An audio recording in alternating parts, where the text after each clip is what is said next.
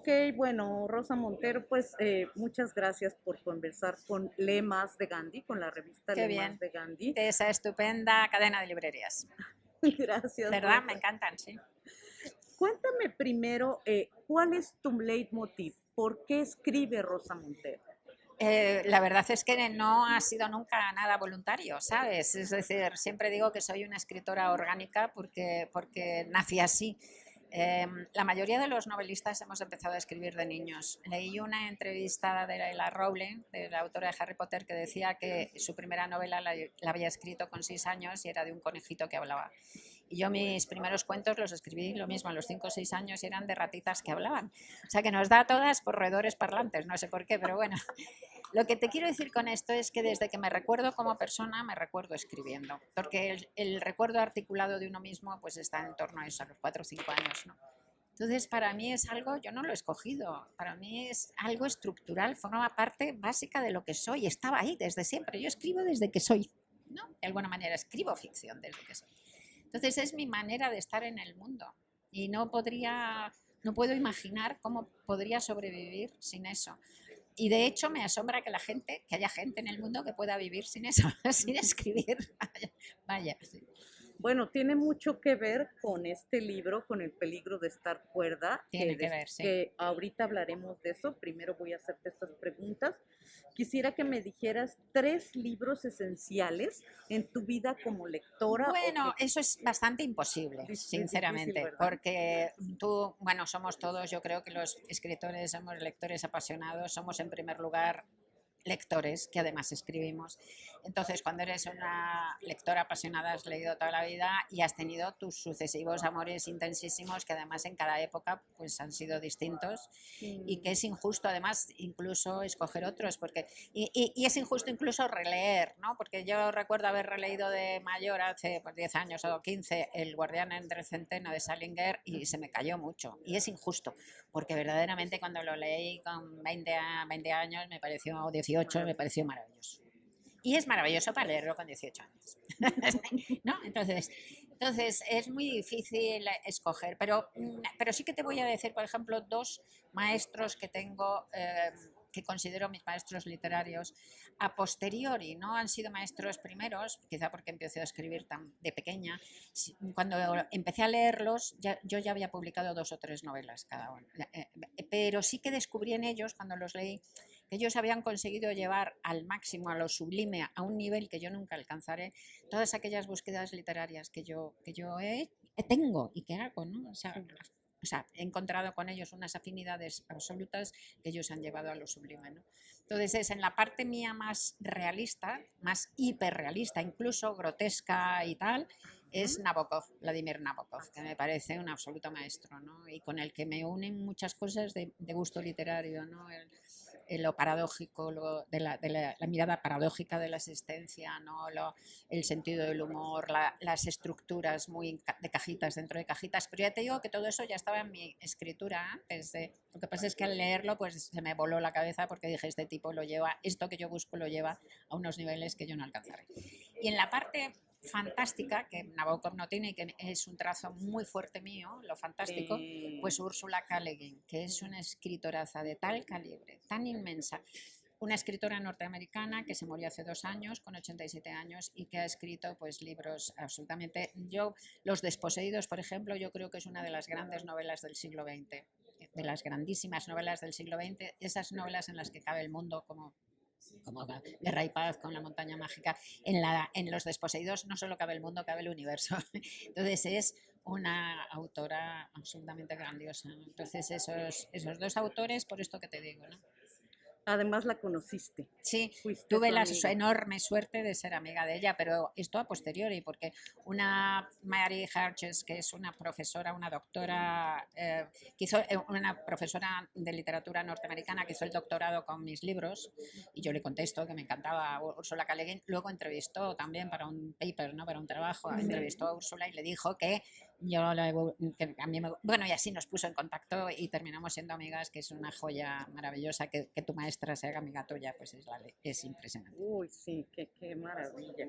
Mira, ahora te propongo, vamos a echar un cotorreo. Dame un número del 1 al 10, el que tú quieras. Pues naturalmente el 7. Ok. Dime, como periodista, ¿cuál es la entrevista que más has disfrutado hacer? También se te olvidan, porque he calculado que he hecho como 2000 entrevistas a lo largo de mi vida, de estas de las de personalidad y tal, y para tener sitio en la cabeza para las siguientes entrevistas las tienes que olvidar. Sí. Pero bueno, disfruté muchísimo. Un tipo que me maravilló absolutamente, que me pareció, tuve la sensación de estar entrevistando a uno de esos grandes benefactores de la humanidad, fue Mohamed Yunus, el bengalí autor del microcrédito, ¿no? Que le dieron el Nobel de la Paz, una tontería, le tenían que haber dado el de economía. Pero bueno, es un tío maravilloso. Pero luego una de las que más disfruté yo como persona fue cuando entrevisté a Paul McCartney, porque yo con 12 años estaba enamoradísima de él. Y entonces luego ya cuando lo encontré, le entrevisté cuando él tenía 50 y tantos, ¿no? Y todavía estaba Linda Eastman viva y en su granja de Sussex, y entonces estuvimos allí todo el día viendo cómo grababa, y luego y Linda Eastman nos traía sandwichitos y té y tal, y luego después de ver cómo grababa, el disco era Flowers in the Dirt, durante todo el día pues hablamos un par de horas y le encontré maravilloso. No había envejecido, se había derretido, porque ese es un problema que tenía, pero pero fuera de eso, seguía tan persona, tan persona. Me pareció un tío maravilloso. Esa entrevista me gustó mucho personalmente. A ver, dame otro número. El 3 ¿Esta cuerda es un peligro? es un verso de Emily Dickinson, de un poema maravilloso. Emily Dickinson, como sabes, pues vivió una vida como muy rara, terminó sin salir de su cuarto durante 20 años. Ahora se sabe casi seguro que fue sometida a abusos por parte de su padre, seguramente también, probablemente también por parte de su hermano, abusos incestuosos. Entonces hay un poema que a la luz de esto tiene mucho sentido y que cuento en mi libro, y de ahí saco el título del peligro de estar cuerda. Entonces dice, cuando niña en la niñez oscura, que la imaginas, ¿no? Ahí la pobre, pues cuando sentía que el mundo era horrible, dice, tuve la suerte de encontrarlo, estoy haciendo despoemizado, naturalmente, estoy contando solamente el contenido. Tuve la suerte de encontrar un libro, tuve la suerte de encontrar los poemas de una escritora victoriana, y entonces se quedó fascinada, y eso la salvó. El poder leer poesía, y de una mujer que le demostró que ella podía escribir poesía también. Eso la salvó, y es lo que cuenta en el poema. Entonces supe, dice, si el peligro de estar cuerda, yo volví a sentir que el peligro de estar cuerda es volver a vivir dentro de la ley paterna, dentro del mundo ordenado, que era el mundo del abuso, de la violación. Si el peligro de estar cuerda yo volví a sentir, pues podía siempre liberarme o protegerme con los tomos de vieja brujería, que eran con la belleza de la poesía, ¿no? Los tomos de vieja brujería eran la poema. O sea, cómo la literatura y cómo la belleza y cómo el arte te salva de la vida. Rosa, cuando te llega un bloqueo creativo, ¿qué haces?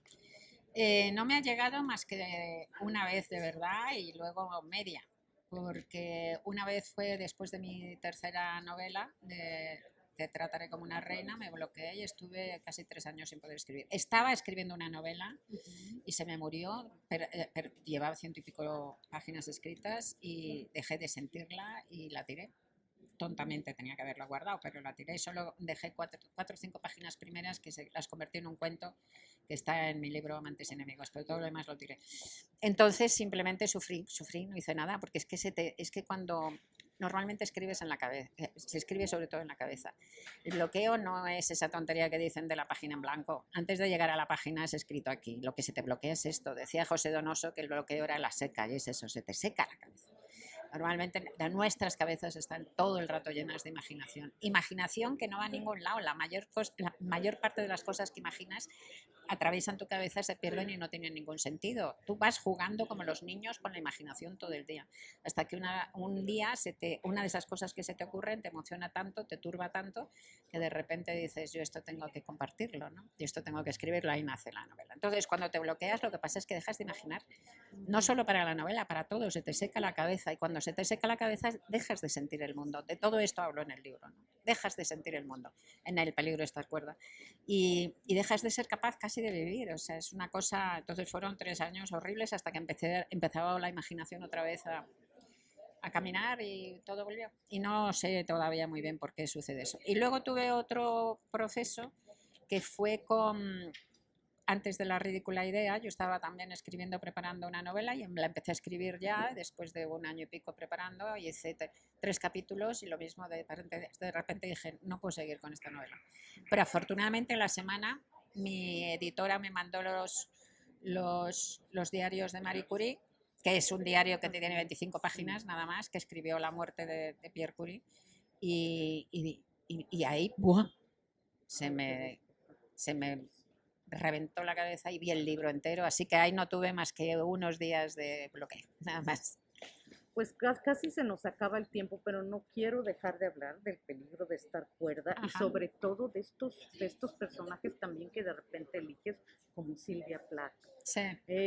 ¿Cómo es que llegas tú a investigar, a encontrar a estos personajes? Bueno, el peligro de estar cuerda para mí es el libro de mi vida, porque lo he estado escribiendo toda la vida. Habla de eso, de cómo es la creación, qué pasa con nuestras cabezas llenas de imaginación, qué llamamos locura, qué llamamos cordura, qué relación hay entre ambas y tal. Entonces, pues me metí a hacer una especie de indagación detectivesca sobre todo eso, y a intentar entender cómo funcionan nuestras cabezas, y no solo la de la gente que nos dedicamos a cosas creativas, sino yo creo también la de un montón de gente que tiene también la cabeza cableada de una manera distinta, como yo, pero que no se dedican a cosas creativas. Y yo creo que, por ejemplo, toda la gente esta que es lectora maravillosa, que es una lectora apasionada, tienen exactamente el mismo tipo de cabeza. Aunque no se dediquen a algo creativo, tienen la misma cabeza.